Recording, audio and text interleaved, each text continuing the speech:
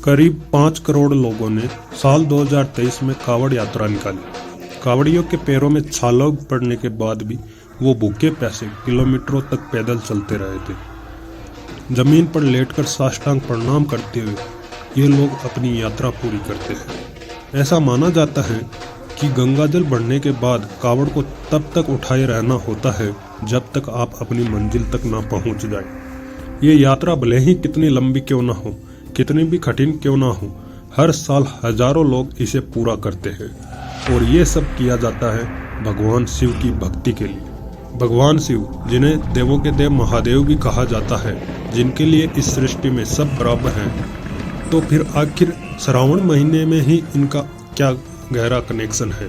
श्रावण में ही आखिर कावड़ चढ़ाने का क्या रहस्य है? क्यों शिव जी के गले में रुद्राक्ष है? क्यों नंदी ही शिव के साथ रहते हैं? क्यों शिव को ही भस्म चढ़ाते हैं? जानेंगे आज के इस वीडियो में। साथ ही वीडियो देखने से पहले आपसे रिक्वेस्ट है, वीडियो को लाइक, शेयर और चैनल को सब्सक्राइब जरूर करें। शिव जी, जो इस ब्रह्मांड में पहले भी थे और इसके नष्ट होने के बाद भी रहेंगे। भागवत पुराण के अनुसार समुद्र मंथन के समय समुद्र से कालकूट नाम का एक भयानक विष निकला था। ये विष इतना खतरनाक था कि इसके प्रभाव से पूरी सृष्टि का विनाश हो सकता था। इससे बचने के लिए सभी देवी देवताओं ने भगवान शिव की आराधना की। तब शिव जी ने उस विष को अपने हाथों में लेकर उसे पी लिया। इससे उनकी गर्दन का रंग नीला पड़ गया और तभी से उन्हें नीलकंठ के नाम से जाना जाने लगा। लेकिन इस विष के कारण शिव जी के गले में और उनके शरीर में भयंकर जलन होने लगी। सावन महीने में भगवान शिव के गले में विष का प्रभाव कम करने के लिए ही देवी देवताओं ने उन पर जल अर्पित किया। इससे हलाहल विष शांत हो जाए। ऐसा कहा जाता है कि इसके बाद ही सावन में शिव जी को जल चढ़ाने की परंपरा शुरू हुई। साथ ही कई लोग मानते हैं कि रावण, जो एक बहुत बड़ा शिव भक्त था, उसने कावड़ में गंगा जल भर के उसने वो गंगा जल शिव जी को चढ़ाया था ताकि उनको जलन में राहत मिले और यहीं से कावड़ यात्रा की शुरुआत हुई।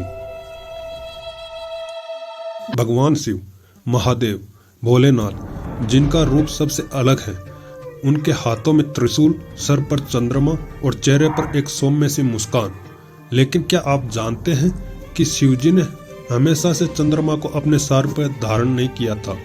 शिव पुराण के अनुसार राजा दक्ष की 27 बेटियां थी, जिनकी शादी चंद्रदेव से हुई थी। चंद्रदेव ने दक्ष से ये वादा किया था कि उनकी सभी बेटियों का वो बराबर ध्यान रखेंगे, सबको एक समान महत्व और प्यार देंगे। लेकिन विवाह के बाद चंद्रदेव का ध्यान सबसे ज्यादा उनकी एक पत्नी रोहिणी पे ही रहता था।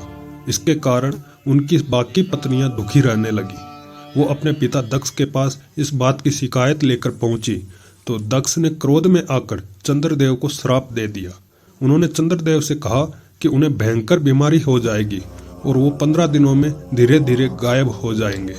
चंद्रदेव घबराकर वो श्राप से बचने के लिए ब्रह्मा जी के पास पहुंचते हैं तो ब्रह्मा जी ने उन्हें भगवान शिव की आराधना करने के लिए कहा। तब चंद्रदेव ने मिट्टी का एक शिवलिंग बनाया और महामृत्युंजय मंत्र का जाप कर शिव जी की आराधना करने लगे। चंद्रदेव के कई बार पाठ करने के बाद आखिरकार शिव जी ने उन्हें अपने दर्शन दिए। उन्हें वरदान दिया कि 15 दिनों में पूरी तरह गायब होने के बाद चंद्रदेव अगले 15 दिनों में फिर से पूरे हो जाएंगे। इसीलिए माना जाता है कि हर 15 दिनों में चंद्रमा घटने लगता है और अमावस्या के दिन गायब हो जाता है। लेकिन शिव जी की कृपा से वो वापस पूरा होने लगता है। इसी तरह शिव जी का चंद्रमा को अपने माथे पर धारण करना इस बात का प्रतीक है कि चंद्रदेव पर शिव जी का आशीर्वाद है। देवों के देव महादेव, जो अनंत है, अक्सर हम देखते हैं कि शिवालयों में शिव जी को भस्म चढ़ाई जाती है। उज्जैन के महाकाल मंदिर में महाकाल की भस्म आरती की जाती है। कहानियों और पुराणों के हिसाब से भगवान शिव अपने पूरे शरीर पर भस्म लगाते हैं। शिव जी का भस्म से जुड़ा होना कोई नई बात नहीं है, बल्कि इसके पीछे भी एक ऐसी कथा है जो शिव पुराण में मिलती है। प्राचीन काल में एक प्रणाद नाम के ऋषि लगातार कई सालों तक जंगलों में तप कर रहे थे। इस दौरान उन्होंने सिर्फ पत्तियां और फल फूल खाए। एक दिन ऋषि प्रहलाद अपने आश्रम की मरम्मत करने के लिए जंगल से घास काट रहे थे। तभी उनकी अंगुली में चोट लग गई। लेकिन जब ऋषि प्रहलाद ने अपनी अंगुली की ओर देखा तो वो हैरान रह गए, क्योंकि उनके कटे हुए हिस्से से खून नहीं बल्कि पेड़ पत्तियों का रस निकल रहा था। उनके शरीर में खून नहीं, पेड़ पत्तियों का रस दौड़ रहा है। इस बात को सोचकर उन्हें अपने आप पर घमंड हो गया और वो इस बात का ऐलान करने लगे कि पूरे ब्रह्मांड में उनसे ज्यादा पवित्र कोई नहीं है। उनके इस घमंड को तोड़ने के लिए शिवजी एक बूढ़े आदमी का भेष बनाकर प्रकट हुए। जब उन्होंने प्रहलाद ऋषि से उनकी खुशी का कारण पूछा तो ऋषि ने अपनी अंगुली से रस निकलने की पूरी कहानी उन्हें सुना दी। तब उन बूढ़े बाबा ने ऋषि मुनि से कहा, इसमें कौन सी बड़ी बात है? पेड़ पत्तियां भी जलने के बाद में भस्म में बदल जाती है और भस्म ही सबसे पवित्र होती है। इस बात का प्रमाण देने के लिए बूढ़े बाबा ने अपनी अंगुली काट दी और उसमें से भस्म बाहर आने लगी। तब ऋषि मुनि समझ गए कि ये बूढ़े बाबा और कोई नहीं बल्कि स्वयं महादेव है। ऋषि प्रहलाद शिव जी के चरणों में गिर गए और अपने घमंड के लिए माफी मांगने लगे।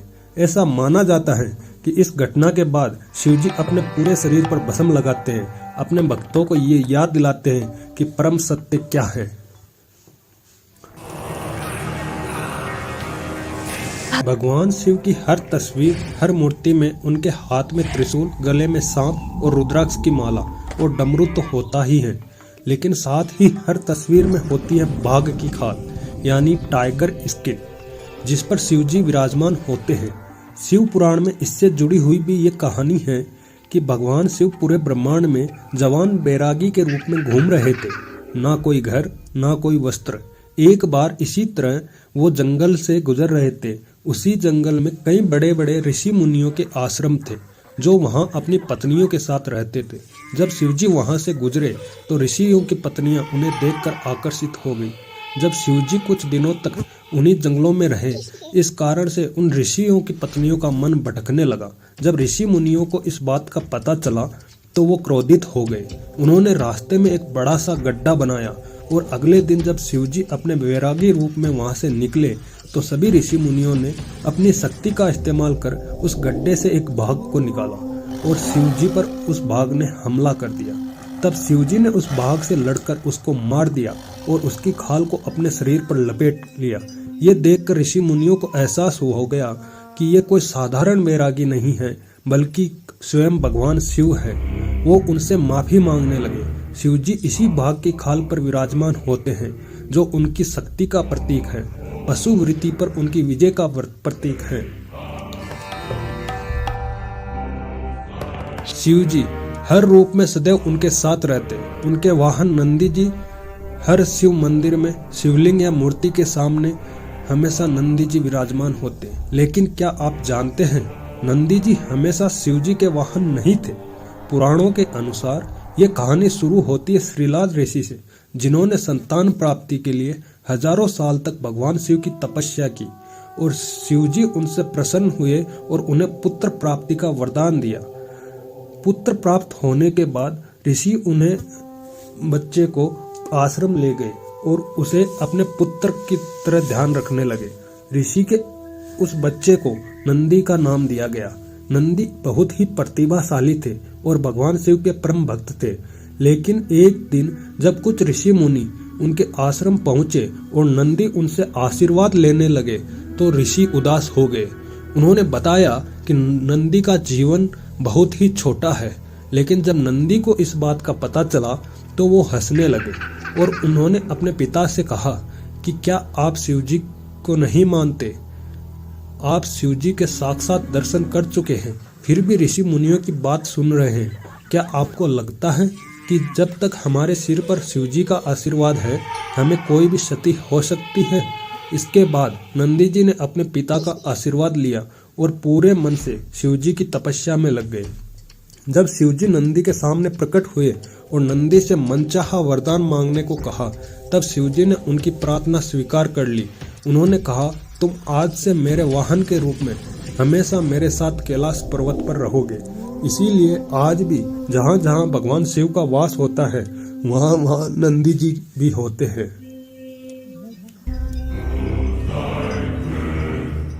छाप के अलावा शिवजी के गले में हमेशा एक रुद्राक्ष की माला होती है। शिवजी के भक्त भी अपने शरीर पर रुद्राक्ष धारण करते हैं। रुद्राक्ष एक एल्यूकोपर्स ग्लिटर्स नाम के पेड़ के फल से बनता है, लेकिन शिव कथा से इसका क्या संबंध है, आइए जानते हैं। शिव पुराण के अनुसार एक बार जब माँ पार्वती ने भगवान शिव से रुद्राक्ष की उत्पत्ति के बारे में पूछा, तब शिवजी ने बताया हजारों साल तक तपस्या करने के कारण उनकी आंखें लंबे समय तक बंद थी। जब उन्होंने अपनी आंखें खोली तो उनके आंखों से के आंसू की कुछ बूंदें धरती पर गिर गई और वहां रुद्राक्ष के पेड़ों का जन्म हुआ। यही कारण है कि रुद्राक्ष को टीयर्स ऑफ शिव के नाम से भी जाना जाता है। ऐसा माना जाता है कि रुद्राक्ष को सिर्फ वही धारण कर सकता है जिस पर भगवान शिव का आशीर्वाद हो। भगवान शिव जिन्हें श्रावण मास पसंद है, आखिर सावन ही भगवान शिव को क्यों पसंद है?